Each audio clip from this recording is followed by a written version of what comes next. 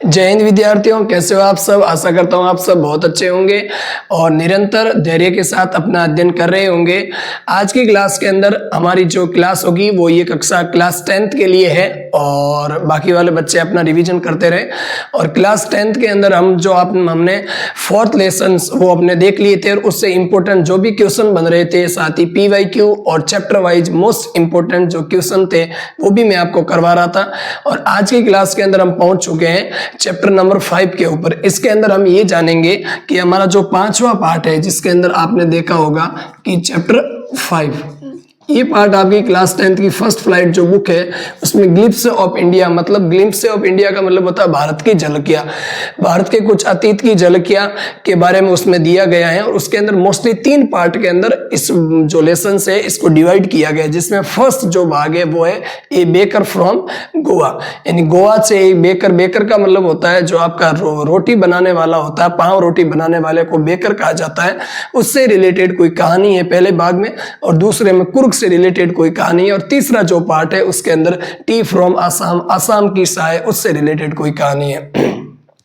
अब जो हम आज की क्लास के अंदर छोटी सी क्लास रखेंगे और इस क्लास के अंदर जो पहला भाग है ए बेकर फ्रॉम गोवा, इससे रिलेटेड जो भी क्वेश्चंस है वो अपन करेंगे। ए बेकर फ्रॉम गोवा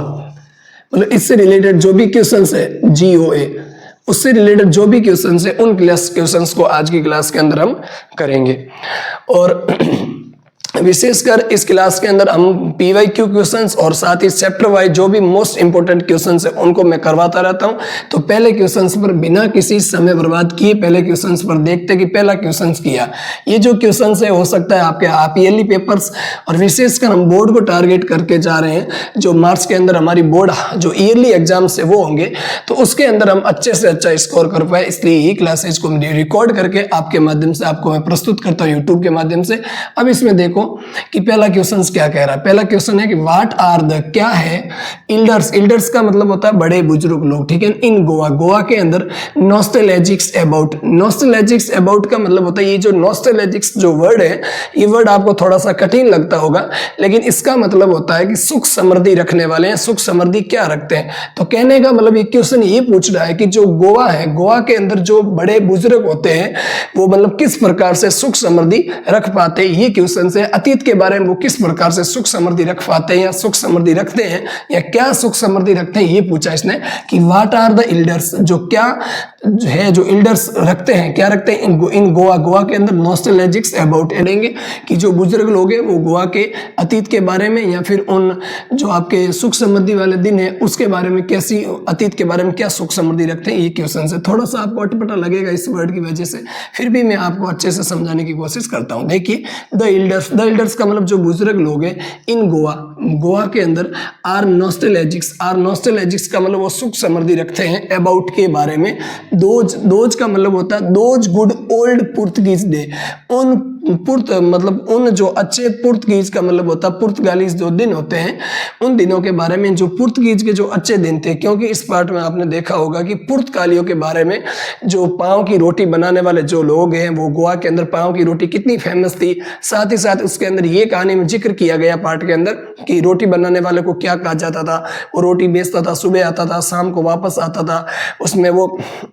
जंग जंग की जो आवाज थी वो भी आती थी आपकी, ठीक है ना, जंकार वगैरह। तो ये जो क्वेश्चन है छोटे से पार्ट से लिए गए, आप इसको अच्छे से समझो, ठीक है ना। और पुर्तगीज के जो अच्छे पुराने दिन, वो कितने अच्छे दिन गुजरते थे उनके लिए, उनके सर्वेंट्स के लिए, उनकी फैमिली के लिए, सब कुछ इसके अंदर जिक्र है। तो देखो द इल्डर्स इन गोवा, जो गोवा के अंदर जो बुजुर्ग है आर नॉस्टैल्जिक्स अबाउट, नॉस्टैल्जिक्स यानी उन पुराने पुर्तगीज के अच्छे दिनों के बारे में ये सोचते हैं कि those good old Portuguese days, मतलब वे पुराने जो अच्छे पुर्तगीज डे हैं और उनके बारे में ये समृद्धि रखते हैं, ठीक है ना। और दे मिस, वो मिस करते, मिस का मतलब होता है वे उनको याद करते हैं, वो खोया हुआ ऐसा महसूस करते हैं। द पुर्तगीज, पुर्तगीज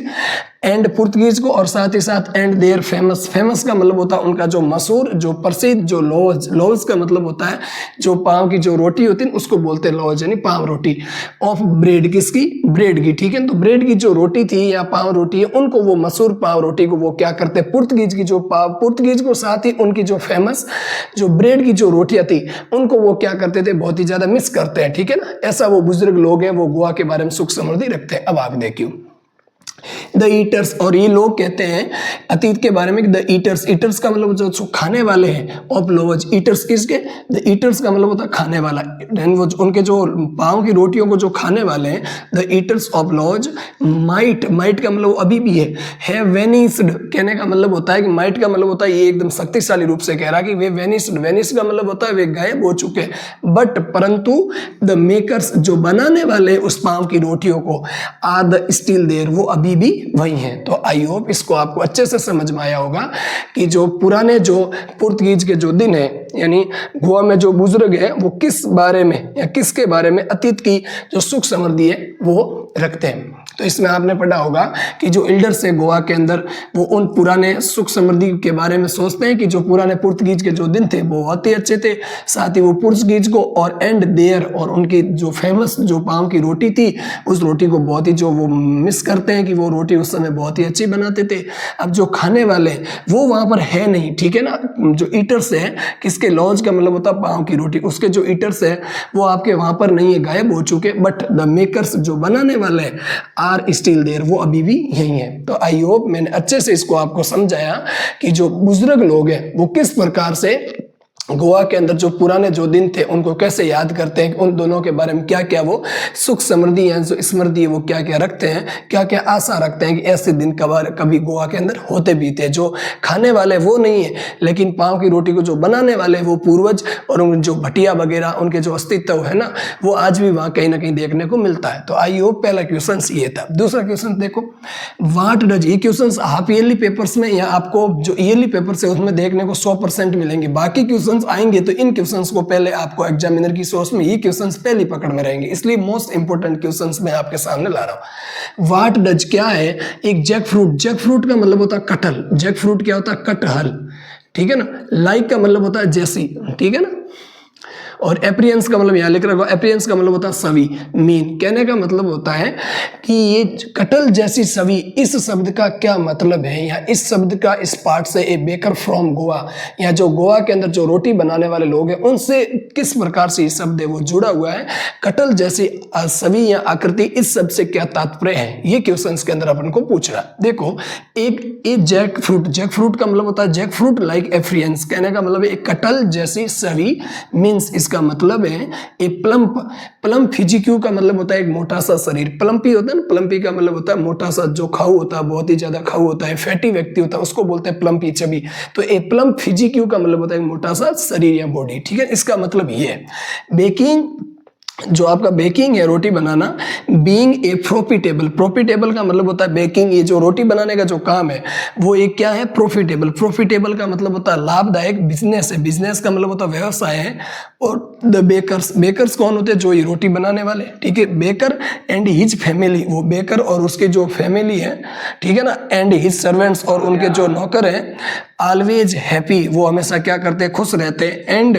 प्रोस्पर्स, प्रोस्पर्स का मतलब होता है सुख समृद्धि से व्यतीत करते हैं, देयर प्लम्प, और उनका जो मोटा जो शरीर है, प्लम्प का मतलब होता है मोटा, फिजिक्यू यानी फिजिकल आकृति शरीर है, वाज एंड ओपन, वो था, क्या था, ओपन का मतलब होता है खुला है, और टेस्टिमनी का मतलब होता है किसी चीज का प्रमाण, सबूत है ना, टू दिस का मतलब होता है इसका खुला प्रमाण क्या है कि वो मतलब आराम से उनका प्रॉफिटेबल जो बिजनेस था वो बहुत ही अच्छा था, उस प्रॉफिटेबल बिजनेस के साथ साथ उन लोगों की जो फिजिक्यूस का मतलब होता है जो उनका मोटा शरीर है वो भी, और साथ ही साथ वो सुख समृद्धि भी और हैप्पी जीवन है, वो हैप्पी लाइफ जीते थे। तो आई होप ये भी समझ में आया होगा, एक बार इसका और रिवीजन कर दीजिए कि जैक फ्रूट का मतलब ये है कि एक प्लम्प फिजिक्यू बॉडी या फिर एक मोटा सा शरीर, baking being a profitable, baking का मतलब होता है जो पाँव बनाने वाला जो काम है ना, ये प्रॉफिटेबल का मतलब लाभदायक बिजनेस है, और जो दे बेकर और उसकी family, baker and his family और उसकी फैमिली एंड हिज सर्वेंट, साथ ही साथ उनके नौकर, वो भी आज भी क्या होते हैं, ऑलवेज हैप्पी का मतलब हमेशा खुश रहते थे, एंड प्रोस्पर एंड सुख समृद्धि से जीवन व्यतीत करते थे, ठीक है ना। देयर प्लम्प, उनका मोटा सा जो शरीर है, प्लम्प फिजिक्यू का मतलब उनका मोटा शरीर, वाज एंड ओपन, वो था क्या है, वो था किसका प्रमाण था, was open testimony to this, इसका मतलब खुला प्रमाण था कि आराम से है वो अपना जीवन है वो खुशी से जीते पा रहे थे, किसकी वजह से, उनका प्रॉफिटेबल बिजनेस एंड उनकी फैमिली और उसका जो परिवार, साथ ही साथ उसकी सर्वेंट, वो हमेशा हैप्पी एंड प्रोस्पर रहते थे। तो आई होप ये दो क्वेश्चंस आपको अच्छे से समझ में आए होंगे। बेकर वाले पार्ट से आपको क्वेश्चंस याद कर रहे हो हो तो मेरी आज्ञा के अनुसार या मेरा मानना है कि इन 2 क्वेश्चंस को आप जरूर याद करके जाइए। बाकी अदर क्वेश्चंस देखते हो वो भी बहुत बढ़िया बात है, लेकिन इन क्वेश्चंस को और अच्छे से याद। अगला क्वेश्चन देखेंगे विद्यार्थियों। अगला क्वेश्चन है कि what is the baker called. कहने का मतलब है, छोटा सा क्वेश्चन है, एक शब्द का ये आंसर है कि what is the baker called. जो बेकर है, बेकर का मतलब होता है पांव बनाने वाला, जो पांव बनाने वाला है, ठीक है ना, पांव बनाने वाला, उसको क्या कहा जाता है, कहाँ, गोवा के अंदर। या ऐसे कह सकते हो what is the baker called in Goa. Baker को, पांव बनाने वाले को गोवा के अंदर आम भाषा में क्या कहा जाता था। तो मैंने एक शब्द आपको बताया था, उसको कहा जाता था पेडर, ठीक है ना। The baker is called in Goa पेडर, उसको पेडर कहा जाता था, ठीक है, ये लिख रखा पेडर। आप इसका आंसर देखिए, एक शब्द इसके साथ एक लाइन और जोड़ के मैं लाया हूं कि द बेकर, जो बेकर है, और ब्रेड सेलर। ब्रेड सेलर का मतलब, एक तो बेकर का मतलब पांव बनाने वाला, और ब्रेड सेलर का मतलब जो पांव होता है ना, पांव को बेचने वाला। ब्रेड सेलर का मतलब होता है पांव बेचने वाला। Of old days, of old days का मतलब उन पुराने दिनों में। इज इवन टुडे, जिसको आज भी किस नाम से जाना जाता है, नॉन एज जाना जाता है पेडर इन गोवा। पेडर का मतलब होता है उसको, पांव बनाने वाले को पेडर। पेडर का मतलब भी यही होता है कि पांव बनाने वाले को पेडर ही कहते हैं, ठीक है ना। पांव बनाने वाले को क्या कहा जाता है गोवा के अंदर, तो आप कहोगे पेडर कहा जाता है। और ये क्वेश्चन है आपका, ये क्वेश्चन जो सेकेंडरी एग्जाम्स हुए थे, मतलब जो 10वीं का आपका पेपर हुआ था 2024 का, उसके अंदर, उस पेपर के अंदर PYQ क्वेश्चन से हूबहू क्वेश्चंस आपका काम देखने को मिलता है। 2024 के पेपर में क्वेश्चंस आया था। तो आई होप इस क्वेश्चंस को कराने का टारगेट ये कि यही क्वेश्चंस वापस आ जाए, या थोड़ी सी लैंग्वेज को इधर उधर बदल कर इसी क्वेश्चंस को पूछ ले। और आप यदि कोई भी बड़ा क्वेश्चंस क्यों ना आ जाए इस पार्ट का, और आपको छोटे छोटे 5-7 क्वेश्चंस याद है ना, तो मेरी सलाह, मैं ये कहता हूं कि आप यदि सेम क्वेश्चंस आंसर नहीं लिख पाते उस समय, फिर भी आप पहचान पाते हो या उसका नाम पीछे दिए होता है कि क्वेश्चंस कौन से पार्ट से आया, तो इस पार्ट के आधार पर आपको छोटे छोटे 3-4 क्वेश्चंस, अदर क्वेश्चंस भी याद है ना, मिलते जुलते, वो भी आप उसके अंदर लिख जाते हो ना अच्छे से कि भाई गोवा के अंदर पांव बनाने वाले को पेडर कहा जाता है, वो प्रॉफिटेबल बिजनेस है, उसकी फैमिली, उसके सर्वेंट वगैरह हैप्पी एंड प्रोस्पर्स है, ठीक है ना। और जो पुराने दिन है उनको बहुत ही महसूस करते हैं, वो ईटर्स है वो वेनिस्ड है, गायब हो चुके हैं, लेकिन जो खाने बनाने वाले मेकर्स है वो स्टिल देयर, अभी भी वहीं भी है। तो ये क्वेश्चन छोटे छोटे आंसर आप लिखोगे ना, तो उससे रिलेटेड ही आप लिख रहे हो, तो आपको 4 नंबर का क्वेश्चन होगा, फिर भी आपको कम से कम 3 नंबर तो मिल ही जाएंगे। तो इसमें याद करने में कोई आपका लॉस नहीं है, फिर भी आपका हो सके तो फायदा ही है। और क्वेश्चन याद कैसे करना है वो आपको मैं तरीका बताता हूं। नॉन एज का मतलब होता है जाना जाता है, फेडर, ठीक है ना, इन गोवा का अंदर होता है गोवा के अंदर। तो ये क्वेश्चंस आपको आई होप समझ में आया होगा। अगला question, how was the baking A profitable business. ये क्वेश्चंस आ सकता है, ठीक है, क्वेश्चन मार्क के तरीके से इंपॉर्टेंट है कि जो बिजनेस है कौन सा प्रॉफिटेबल बिजनेस, किसका, बेकिंग का, यानी पाव बनाने का जो ये व्यवसाय है वो एकदम प्रॉफिटेबल कैसे था, ठीक है ना, लाभदायक कैसे है या फिर कैसे था, ठीक है। तो आज का मतलब कैसे था। अब आप देखो किस किस कौन कौन से सबूत के आधार पर हम ये कह सकते हैं कि जो प्रॉफिटेबल था, मतलब a baking was a profitable business. जो बेकिंग था वो प्रॉफिटेबल बिजनेस का मतलब होता है फायदेमंद या लाभदायक व्यवसाय था, धंधा था। अब आप देखो बेकर्स, प्लम के बेकर्स थे, बनाने वाले थे, वो एकदम मोटे थे, उनका शरीर गुदगुदाया था। फिजिकल को मतलब मोटा शरीर उसका। वाज एन ओपन टेस्टिमनी, सबसे खुला प्रमाण यही है। टू दिस का मतलब होता है इसका खुला प्रमाण, किसका, टू दिस, किसके लिए दिस आया, मतलब प्रॉफिटेबल बिजनेस, यानी ए प्रॉफिटेबल बिजनेस, इसका जो खुला प्रमाण है वो कौन सा है, बेकर्स प्लम्प, जो बेकर्स थे वो मोटे थे, फिजिक्यू का मतलब उनका मोटा शरीर, वाज एन ओपन टेस्टिमनी, ये सबसे खुला प्रमाण है किसका, प्रॉफिटेबल बिजनेस का। कौन सा, कि baking was a profitable business, इसका खुला प्रमाण है, ठीक है ना। और अगली लाइन, बेकर और हिज फैमिली, बेकर और उसका परिवार, एंड हिज सर्वेंट्स, और उनके सर्वेंट्स भी। देखो अगला जो क्वेश्चन था उसकी मिक्स लैंग्वेज इसके अंदर आ रही है। फैमिली और उसके जो सर्वेंट्स थे, ऑलवेज हैप्पी, वो हमेशा कैसे दिखते थे, लुक्ड हैप्पी, वो हमेशा खुश दिखते थे, एंड प्रोस्पर्स का मतलब होता है सुख समृद्धि वाले दिखते थे, यानी वो सुख समृद्धि रखते थे, आराम से खुशी नुमा जिंदगी, सुख समृद्धि वाली जीवन वो व्यतीत करते थे, बिताते थे। तो इसीलिए कहा जाता है इसकी मतलब प्रॉफिटेबल था वो बिजनेस था। कौन था, कि baking was a profitable business, baking एक प्रॉफिटेबल बिजनेस है। यहाँ लिख सकते हैं लास्ट में कि सो, इसलिए baking was a profitable business, baking A profitable business था। तो आई होप आपको समझ में आया होगा। सबसे पहला उनका जो बेकर्स का था, प्लम, फिजिक्यू, मोटा शरीर, और उनकी जो बेकर्स की बेकर और उसकी फैमिली, उसके बच्चे, ठीक है ना, उसका परिवार, वो हमेशा कैसे दिखते थे, लुक्ड लाइक हैप्पी, या फिर चीयरफुल, खुश थे, और साथ ही साथ प्रोस्पर्स का मतलब होता है सुख समृद्धि से जीवन जीना। आगे देखो 5वां क्वेश्चन, वाई डिड चिल्ड्रन, क्यों जो बच्चे हैं नॉट केयर, वो देखभाल नहीं करते, यानी क्या नहीं करते, टू ब्रश टीथ, अपने जो दांत है उनकी देखभाल नहीं करते। ये क्वेश्चन मार्क के तरीके से इंपॉर्टेंट दिया है, तो इसको भी मैं लिख सकता हूँ, कोई अटपटा क्वेश्चन भी आ सकता है, इसी पार्ट से रिलेटेड है। इसके अंदर एक छोटा सा बीच में तथ्य बताया गया कि जो बच्चे हैं वो मतलब साफ सफाई यानी दांतों का साफ सफाई नहीं करते थे, ठीक है ना, ब्रेड खा के सीधा मुंह धो देते, दांत साफ नहीं करते थे। अब आप देखो इसका कारण, जो लेखक है यहाँ वो बच्चा बन के कह रहा है, द राइटर सेज मतलब एज ए चिल्ड्रन, वो बच्चे की तरह कह रहा है कि टाइगर नेवर ब्रशेज, जो टाइगर होता है, बाघ होता है, वो कभी नहीं, नेवर का मतलब होता है नेगेटिव वर्ड है, कभी नहीं, ब्रशेज का मतलब होता है साफ नहीं करता, ब्रश का मतलब दांत साफ करना, वो अपने दांत पे उनको दांतों का मंजन नहीं करता, वो साफ नहीं करता दांतों का, क्योंकि हॉट टी का मतलब जो गर्म चाय होती है वासेज वो धो देती है, एंड क्लीन्स अप का मतलब उनसे ऊपर से गंदगी होती है, दाग उनको हटा देती है, मतलब साफ कर देती है। एवरीथिंग का मतलब होता है प्रत्येक वस्तु को, कौन, हॉट टी, ठीक है ना। नाइसली का मतलब होता है अच्छे से। तो देखो इसका आंसर कि द राइटर से, लेखक कहता है कि tiger never brushes teeth, tiger कभी भी टीथ मतलब साफ नहीं करता, ब्रशेज का मतलब होता है मंजन करना अपने दांतों के ऊपर, ठीक है ना, टीथ होता है बहुवचन और टूथ सिंगुलर होता है, ध्यान रखना। हॉट टी जो गर्म चाय है, वासेज वो धो देती है, एंड मतलब क्लीन्स अप का मतलब साफ कर देती है, एवरीथिंग नाइसली का मतलब होता है अच्छे से, और कैसे धो देती है और कैसे साफ कर देती है, नाइसली यानी अच्छे से साफ कर देती है। इतना समझ में आया? आगे देखो, दे डिड नॉट, वो नहीं करते, क्या नहीं करते, वांट, वे नहीं चाहते, they did not want, do did के बाद में हमेशा वर्ब की फर्स्ट फॉर्म आती है, डू डज डिड तीनों के बाद में, वे नहीं चाहते, वांट यानी चाहना, टू टेक का मतलब लेना, किसी भी चीज को लेना, द ट्रबल का मतलब होता है मोल, आफत मोल लेना या कोई परेशानी लेना, ऑफ वाचिंग किसकी, धोने की, साफ करने की, किसको, देयर माउथ, इसलिए वो अपने मुंह को भी धोने की जो आफत है वो मोल नहीं लेना चाहते थे, तो मुंह धोने की आफत भी मोल नहीं लेना चाहते थे, इसलिए वो ब्रश यानी दातुन भी नहीं करते थे, क्योंकि वो कहते थे कि द टाइगर, जो टाइगर होता है नेवर ब्रशेस, टाइगर कभी ब्रश नहीं करता, साथ ही जो हॉट टी होती है वो हर एक चीज को अच्छे से क्लीन अप करती थी, साफ कर देती है और अच्छे से धो देती, कैसे, नाइसली, और इसीलिए वो मतलब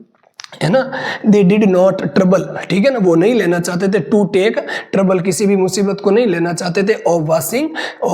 उनके माउथ को, या देयर माउथ्स का मतलब होता है उनके मुंह को धोने की जो मोल समस्या है वो नहीं मोल लेना नहीं चाहते थे, समस्या हम नहीं पढ़ना चाहते थे। तो आई होप ये क्वेश्चन तीसरा, फोर्थ और फिफ्थ, 5 क्वेश्चन इस पार्ट से रिलेटेड, और पार्ट का नाम क्या बताया मैंने, ए बेकर, एक मिनट थोड़ा सा, ए बेकर फ्रॉम गोवा, पाव बनाने वाला किस, कहां से, गोवा से। ये हमारा लेसन आज की क्लास के अंदर मैं एंड करता हूं इसको।